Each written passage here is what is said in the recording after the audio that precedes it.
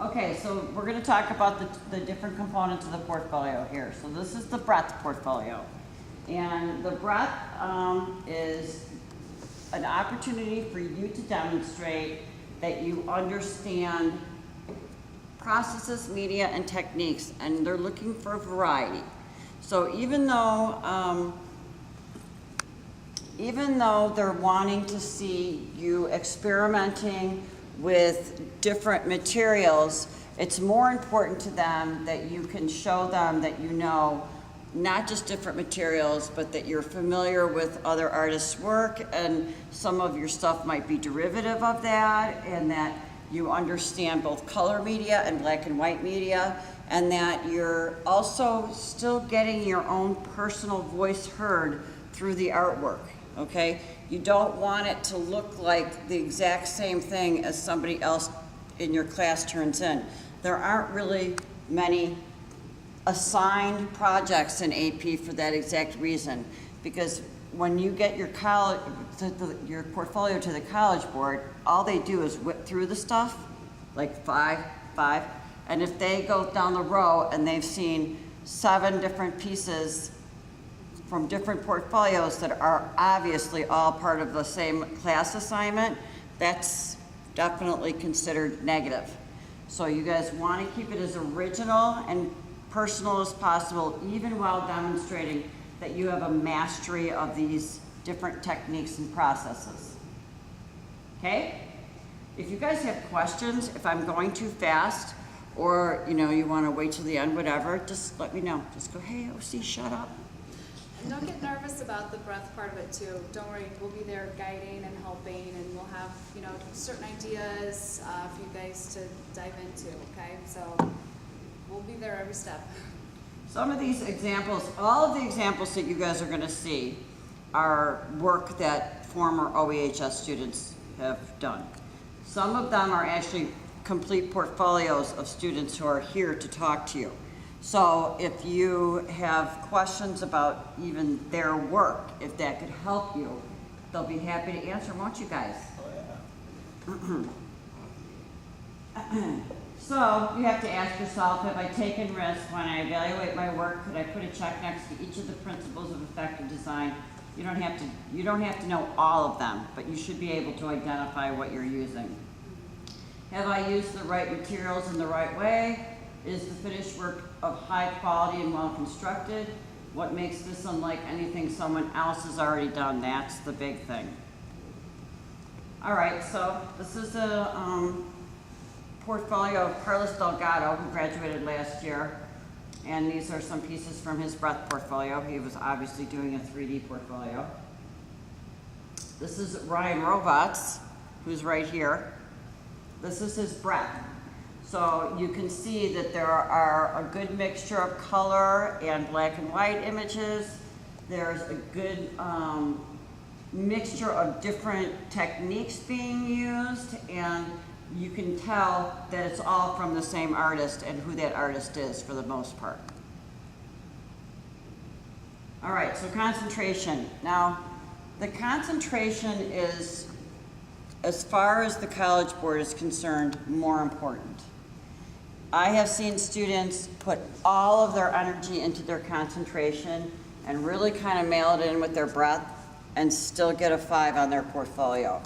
So if you have to choose one or the other to really focus on, this is the side that you need to focus on.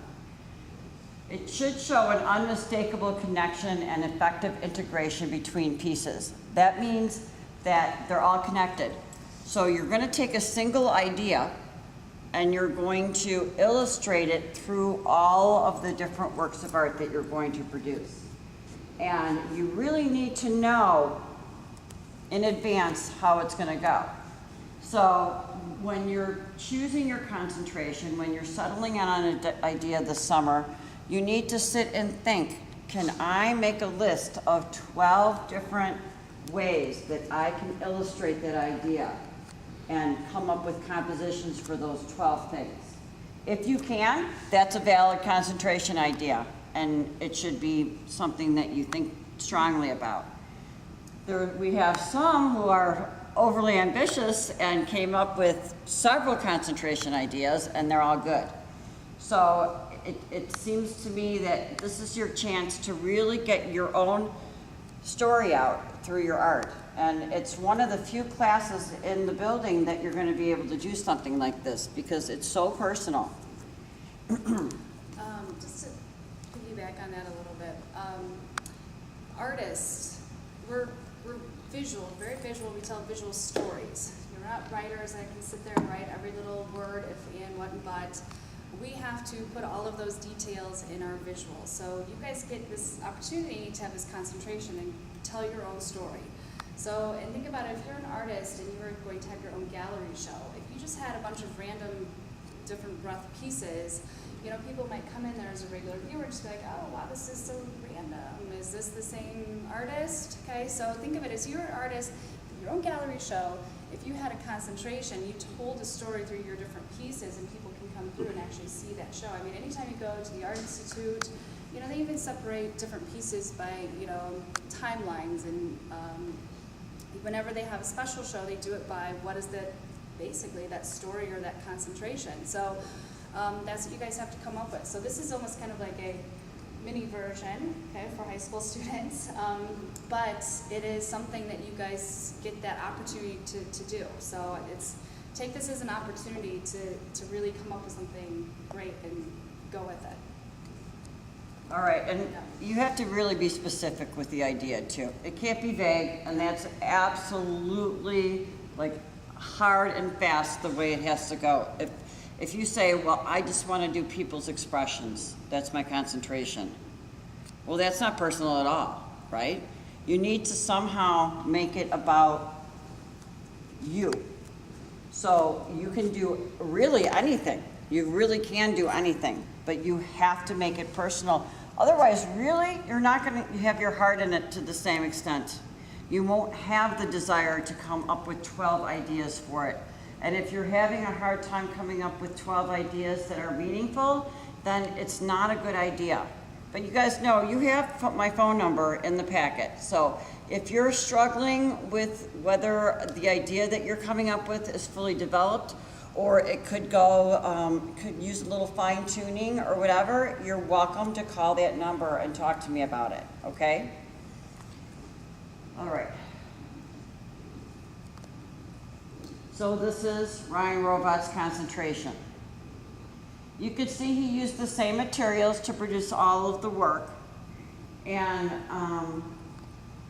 he concentrated on a series of self-portraits that shows something about himself, but also incorporate villains from Batman, right? Okay.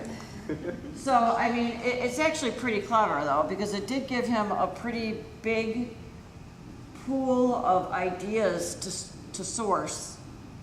And he, I think, had a pretty clear vision of it for most of the way through the school year.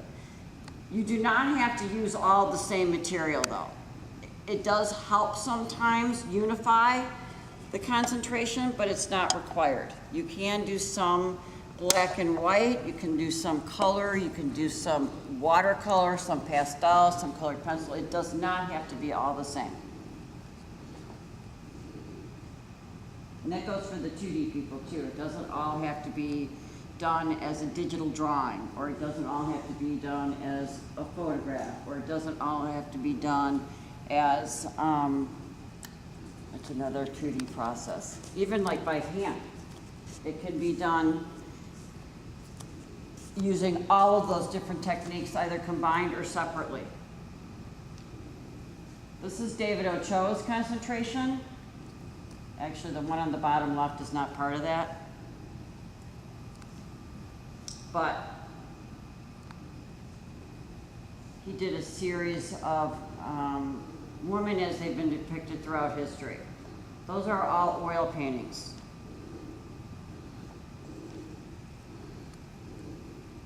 All right, so here's some more examples of concentrations.